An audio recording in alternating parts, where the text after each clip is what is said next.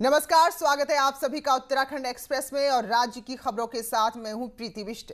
तो मुख्यमंत्री त्रिवेंद्र सिंह रावत जो लगातार एक्टिव है, जगह जगह दौरे कर रहे हैं, तो आज हरिद्वार दौरे पर रहेंगे, जहां दोपहर 1 बजे ऋषिकुल मैदान में किसान सम्मेलन में शामिल होंगे और किसानों से मुख्यमंत्री बातचीत करेंगे। कैबिनेट मंत्री मदन कौशिक भी सम्मेलन में शामिल होंगे। तो जो किसानों का आंदोलन चल रहा है, इन सबके बीच अब सम्मेलन हो रहे हैं। उत्तर प्रदेश में भी कल अलग अलग जगह सम्मेलन हुए थे और अब हरिद्वार में भी सम्मेलन है। अगर आप ये हरिद्वार इस बेल्ट को देखें तो ये किसानों का गढ़ है। यहाँ यहीं अच्छी खासी खेती होती है, गन्ने की खेती होती है, चावल, धान और गेहूं की खेती होती है। तो ये वो हिस्से हैं जहां पर खेती किसानी बड़े पैमाने पर होती है। तो मुख्यमंत्री फिलहाल आज यहाँ दौरे पर रहेंगे और किसान सम्मेलन को संबोधित करेंगे। दीपांकर भट्ट हमारे सहयोगी देहरादून से जुड़ चुके हैं। तो दीपांकर, किसानों को समझाने की कोशिश एक तरह से, तो किस किस्म का ये सम्मेलन होगा? बिल्कुल प्रीति, अब खुद मुख्यमंत्री फील्ड में जाकर किसानों को समझाएंगे। जो बात आपने कही कि हरिद्वार और उधम सिंह नगर 2 ऐसे जिले हैं उत्तराखंड के, हाँ, जहां पर तराई में बहुत खेती होती है, चाहे गन्ने की हो, गेहूं की हो या फिर धान की हो। तो मुख्यमंत्री आज किसानों से सीधे बात करने वाला है। 1 बजे का कार्यक्रम है ऋषिकुल मैदान हरिद्वार में और लगभग 500 ट्रैक्टर के साथ किसानों के पहुंचने की खबर है वहां पर। और इन सभी किसानों को मुख्यमंत्री यही समझाएंगे कि केंद्र के जो 3 नए कानून कृषि को लेकर हैं वो बिल्कुल सही है। इससे पहले न्यूज 18 से मुख्यमंत्री ने 3-4 दिन पहले बातचीत की थी, तब भी मुख्यमंत्री ने बात साफ की थी कि किसानों की चाहे गन्ने की पेमेंट हो, चाहे धान की खरीद की बात हो, वो सभी सरकारी तरफ से की गई है। और अब ये जो सेंटर के कानून है, ये कहीं भी उनके हितों को खराब नहीं करते, बल्कि उनके हितों को संरक्षित करते हैं। तो आज मुख्यमंत्री खुद फील्ड में जाकर 1 बजे हरिद्वार में किसानों को ये बात समझाने वाले हैं। चलिए, बिल्कुल। और ये उत्तर प्रदेश में भी हो रहा है और उत्तराखंड में भी। बहुत बहुत शुक्रिया आपका दीपांकर जानकारी के लिए। तो हरिद्वार दौरा, किसान सम्मेलन और समझाने की कोशिश कि जो नए कानून है वो किसानों के हित में है और अगर कहीं कोई किसानों को दिक्कत है तो उस पर भी संशोधन के लिए सरकार तैयार है।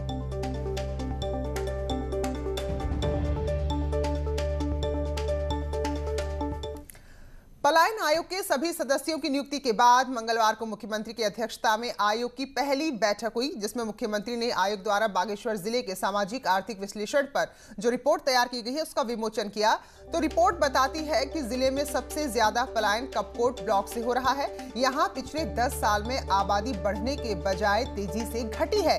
आयोग इससे पहले पौड़ी, अल्मोड़ा, पिथौरागढ़, रुद्रप्रयाग, चमोली और टिहरी जिलों की भी रिपोर्ट तैयार कर चुका है और बागेश्वर की रिपोर्ट भी बता रही है कि यहाँ के कपकोट ब्लॉक के गांव में जो आते हैं इस ब्लॉक के अंदर, वहां भी संख्या लोगों की तेजी से कम हुई है। मूलभूत सुविधाएं देखिए, जैसे माननीय मुख्यमंत्री जी ने आज कहा कि पलायन 3 कारणों से हो रहा है। एक तो रोजगार की वजह से हो रहा है और शिक्षा और स्वास्थ्य की वजह से हो रहा है। तो शिक्षा और स्वास्थ्य की मूलभूत सुविधाएं भी वहां बढ़ाई जाएंगी और रोजगार की सुविधाएं भी बढ़ाई।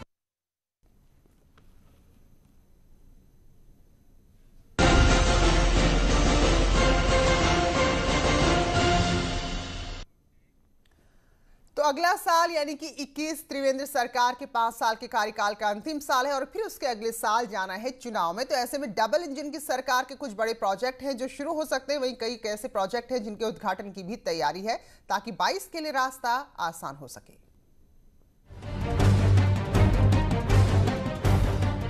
देहरादून से देश की राजधानी दिल्ली का सफर हो या फिर कुंभ नगरी हरिद्वार की यात्रा, दोनों पर होने वाला काम आपके इस सफर को आसान बना देगा। सीएम त्रिवेंद्र सिंह रावत का कहना है कि जहां एक तरफ 15 जनवरी तक देहरादून हरिद्वार का काम पूरा हो जाएगा, तो वहीं दिल्ली देहरादून के बीच बन रहे एक्सप्रेसवे को लेकर फॉरेस्ट की मंजूरी मिल चुकी है और दिल्ली की तरफ से काम शुरू भी हो चुका है।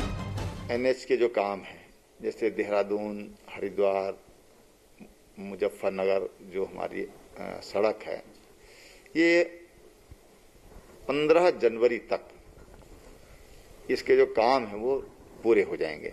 एक आध काम को अगर छोड़ दिया जाए तो बाकी काम इसके संपन्न हो जाएंगे। उत्तराखंड में जहां जल्द ऋषिकेश कर्णप्रयाग रेल लाइन के ऋषिकेश रेलवे स्टेशन का उद्घाटन होना है, वहीं केदारनाथ में चल रहे कामों के साथ ही बद्रीनाथ धाम में मास्टर प्लान पर काम शुरू होना है। मुख्यमंत्री का कहना है कि बद्रीनाथ का मास्टर प्लान तैयार हो चुका है।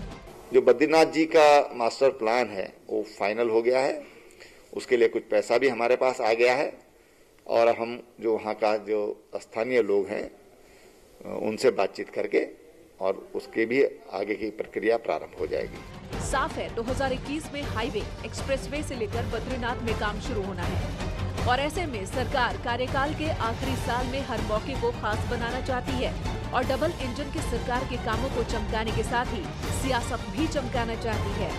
न्यूज़ 18 के लिए देहरादून से दीपांकर भट्ट की रिपोर्ट।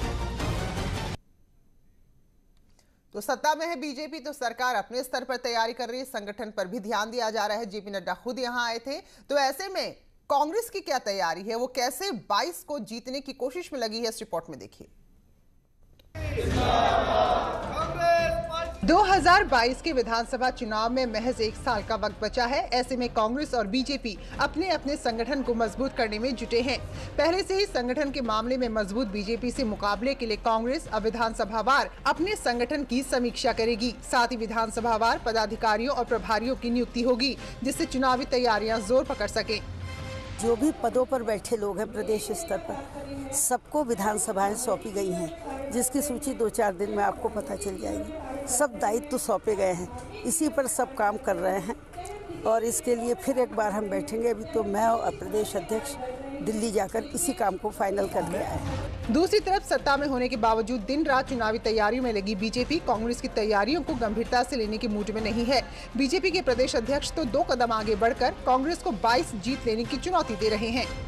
4 साल तक उन्होंने ऐसा नहीं किया, अब कर रहे। चलो देर आए दुरुस्त आए, आ रहे, अच्छी बात है। विपक्ष है, उनको अपनी भूमिका निभानी चाहिए, लेकिन कहीं दूर तक भी भारतीय जनता पार्टी का कोई सानी नहीं है। भारतीय जनता पार्टी 60 सीट लेकर सरकार बनाएगी, इसमें कोई इफ एंड बट लगा नहीं सकेगा। राजनीति में जुबानी जंग अपनी जगह है, लेकिन इतना साफ है कि बीजेपी और कांग्रेस दोनों के लिए चुनाव आसान नहीं रहने वाला। इसलिए दोनों ही पार्टियां संगठन को धार देने में जुटी हैं, जिससे 22 में सत्ता के शिखर पर पहुंचा जा सके। न्यूज़ 18 के लिए हल्द्वानी से शैलेंद्र नेगी की रिपोर्ट। कोरोना के चलते भले सोशल डिस्टेंसिंग को बेहतर मानते हुए बैठकों से लेकर कई तरह के आयोजन में ऑनलाइन व्यवस्था की जा रही है, लेकिन उत्तराखंड के विधायक इसमें अब भी एडजस्ट नहीं हो पाए हैं। यही वजह है कि 21 दिसंबर से शुरू होने जा रहे विधानसभा सत्र में इस बार सभी विधायकों ने सदन में मौजूद रहने को ही प्राथमिकता दी है। सत्र को लेकर विधानसभा अध्यक्ष प्रेमचंद अग्रवाल ने मंगलवार को विधानसभा भवन पहुंचकर व्यवस्थाओं का जायजा लिया है। कोविड नेगेटिव रिपोर्ट लानी होगी इस बार विधायकों को। कुछ विधायक मुख्य मंडप में बैठेंगे तो बाकी विधायक मंडप से लगे हॉल नंबर 107 में बैठेंगे।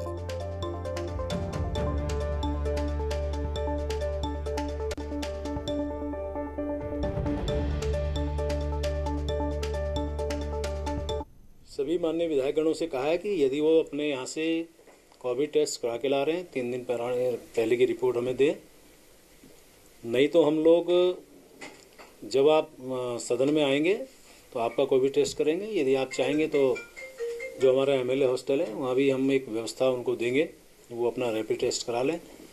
जो माननीय विधायक नेगेटिव होंगे उन्हीं को सत्र में बैठने की व्यवस्था होगी। और अब कोरोना अपडेट आपको दे दें। कल राज्य में 496 कोरोना के नए मामले सामने आए, जबकि 11 लोगों ने कोरोना के चलते दम तोड़ा है और इस तरह से राज्य में कुल एक्टिव केस हो गए हैं 6100 के पार। देहरादून में अकेले 177, जबकि नैनीताल में 104 कोरोना के नए मामले सामने आए हैं। तो ये वो जिले हैं जहां लगातार कोरोना के केस सबसे ज्यादा आ रहे हैं।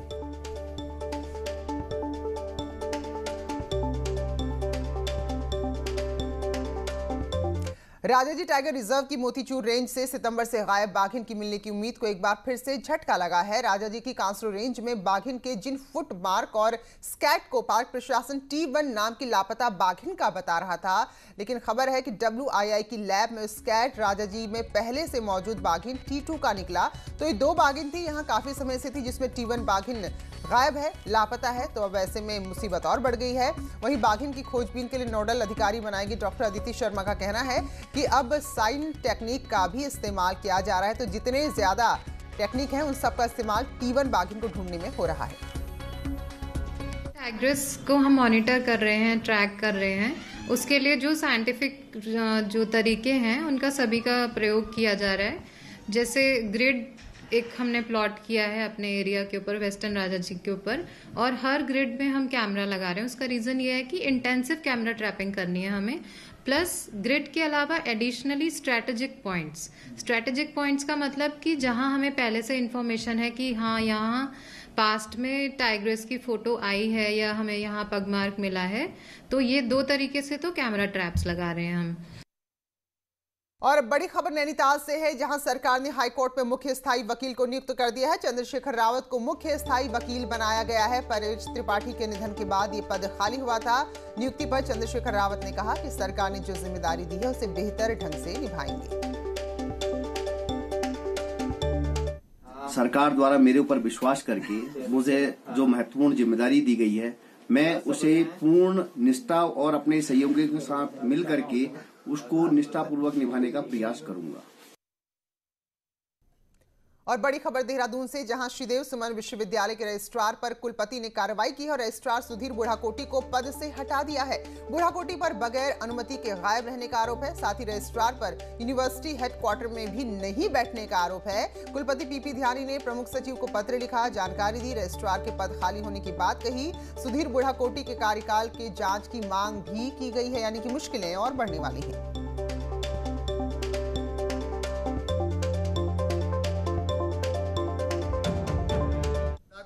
कुल सचिव श्रीदेव सुमन उत्तराखंड विश्वविद्यालय बिना अनुमति के 14 तारीख से विश्वविद्यालय मुख्यालय से अनुपस्थित है और उनके अमर्यादित कार्य को देखते हुए मैंने राज्य सरकार को और राजभवन को अवगत करा दिया है और उनके खिलाफ जांच की सबल संस्तुति की है। देहरादून के महुआला में एक दुकान में आग लगी, जिससे लाखों का नुकसान हुआ है। काफी मशक्कत के बाद आग को बुझा लिया गया, लेकिन इस दौरान कोशिशें लगातार होती रही और डर ये भी बना था कि कहीं आसपास के इलाकों में आग ना फैले। तो आग को बुझा लिया गया है, लेकिन आग की जो लपटें हैं उसको देखकर ही अंदाजा लग रहा है कि इस आग ने लाखों का नुकसान पहुंचाया है।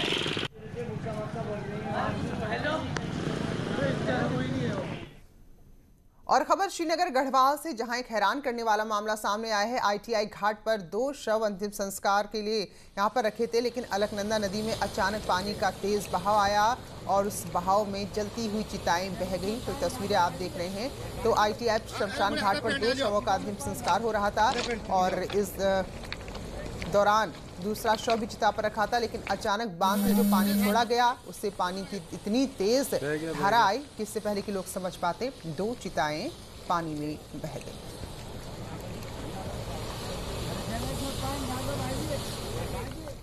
और कोटद्वार से खबर है, जहां एक युवक का शव मिला है। बताया जा रहा है युवक का शव सड़क से 500 मीटर की दूरी पर गधेरे में मिला है। पुलिस ने शव के पास से एटीएम और मोबाइल फोन बरामद किए और उसकी पहचान दिल्ली के मनसुख के रूप में हुई है। हालांकि अभी तक मौत की वजह साफ नहीं हो पाई है।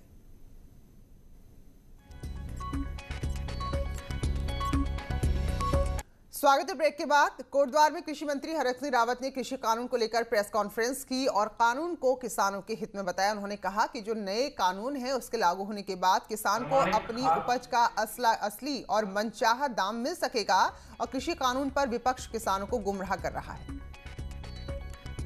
सरकार में जितने लोग हैं, क्या वो किसानों की तेजी नहीं? या भारतीय जनता पार्टी को किसानों ने वोट नहीं दिया? या भारतीय जनता पार्टी किसानों के पक्ष में काम नहीं कर रही है? हमने अगर कोई कदम बढ़ाया तो किसानों के हित में बढ़ाया। और खबर पिथौरागढ़ से, जहां उत्तराखंड मंडी परिषद के अध्यक्ष गजेंद्र बिष्ट ने कृषि कानूनों का समर्थन करते हुए उन्हें किसानों के हित में बताया है। पिथौरागढ़ दौरे पर आए बिष्ट ने कहा कि विपक्षी दल किसानों को भड़काकर अपनी राजनीति कर रहे हैं। वो चाह रहा है कि मंडियों को समाप्त नहीं किया जा रहा है, लेकिन हाँ, आपके किसानों के लिए अन्य विकल्प भी अब सरकार ने खोल दिए हैं। वो मंडियों के अंदर भी बेच सकते हैं, बाहर भी बेच सकते हैं। जहां उनको उचित दाम मिल रहा है वो अपनी उपज को बाहर भी बेच सकते हैं। उत्तरकाशी जिले के डुंडा के ब्रह्मखाल से लगे रामनगर में देवी देवताओं की प्राचीन मूर्तियां मिली हैं। इससे पहले भी खुदाई के दौरान यहां इस तरह की मूर्तियां मिल चुकी हैं। तो पानी के धारे का सौंदर्यीकरण का काम यहां पर चल रहा है। इस दौरान जब खुदाई की गई तो कई तरह की मूर्तियां यहां पर निकली हैं। तो ग्रामीण बता रहे हैं कि शेषनाग के आकार वाली मूर्ति और शिवलिंग भी यहां इससे पहले खुदाई के दौरान मिल चुके हैं।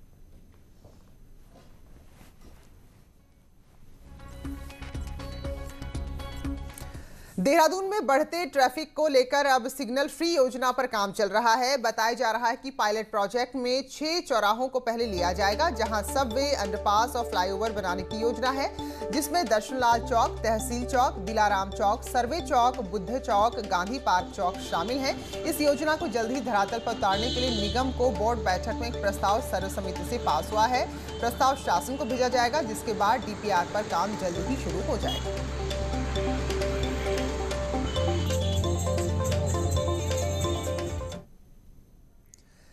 नैनीताल की रैमजे रोड की स्थिति जल्द ही बदलने वाली है। जिलाधिकारी ने रैमजे रोड का निरीक्षण किया है और अधिकारियों को आदेश दिए हैं कि सड़क को बेहतर किया जाए। तो डीएम कार्यालय गेट पर लगे पालिका के कूड़ादान पर अधिकारियों को मौके पर फटकार भी लगाई गई।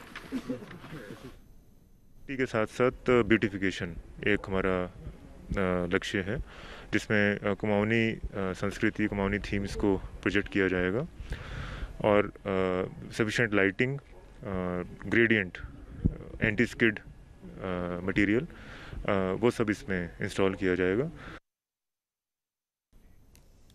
और जो अगली खबर बताने जा रहे हैं महत्वपूर्ण भी है और हम सबको अपनी जिम्मेदारी भी समझाती है। तुंगनाथ में पर्यटकों की आवाजाही जारी है। हालांकि यहाँ कपाट बंद हो चुके हैं और पर्यटक यहाँ पर प्राकृतिक सुंदरता के लिए ही आते, लेकिन यही पर्यटक यहाँ किस तरह गंदगी छोड़कर जा रहे हैं वो तस्वीरों में आप देखिए। बुग्यालों में गंदगी का अंबार लगा है। प्लास्टिक की बोतलें, प्लास्टिक का सामान, यहाँ पर प्लास्टिक का कचरा पूरे इकोसिस्टम को बिगाड़ रहा है।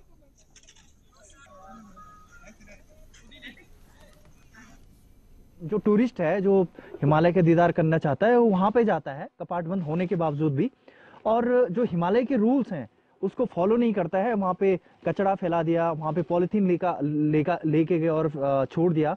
तो इसका जो वो तुंगनाथ चुपता का जो पर्यावरण है, वहाँ का जो पारिस्थितिकीय तंत्र है, इस पर बहुत ही बुरा असर पड़ रहा है। इसमें मोस्टली जो रिस्पॉन्सिबिलिटी है वो वन विभाग से संबंधित है, परंतु यदि कोई ऐसी समस्याएं आ रही हैं तो फॉरेस्ट डिपार्टमेंट के साथ समन्वय बिठाते हुए इसके लिए उचित कार्रवाई और व्यवस्थाएं भी बना ली जाएंगी। खबर उधम सिंह नगर से है, जहां बाजपुर के ग्राम बेरिया दौलत के कैबिनेट मंत्री यशपाल आर्य ने 2 करोड़ 31 लाख की लागत से बने भवनों का लोकार्पण किया है। 1 करोड़ 38 लाख की लागत से राजकीय इंटर कॉलेज का निर्माण हुआ है। वहीं बुक्सा जनजाति के 60 लाख की लागत से बुक्सा परिषद भवन का भी निर्माण किया गया है।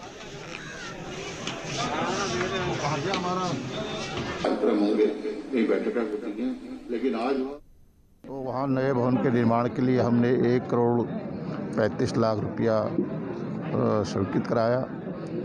आज वो भव्य भवन बनकर तैयार हो चुका है और उसका लोकार्पण हुआ है। और दूसरा बुक्सा जनजाति परिषद के भवन का निर्माण और जो हमारा सामुदायिक भवन है, एक ही कैंपस में ये दोनों भवन निर्मित हुए हैं। आज इसका लोकार्पण हुआ है। राज्य में बंदरों का आतंक लगातार बढ़ रहा है। खेती को भी ये बर्बाद कर रहे हैं, तो कई बार लोगों के साथ हादसे भी हो रहे हैं। तो वन विभाग ने दून के जाखन क्षेत्र से ऐसे 15 बंदरों को पकड़ा है, जिनके उत्पात से लोग परेशान थे, और अब इन उत्पाती बंदरों की नसबंदी करने के बाद छोड़ दिया जाएगा।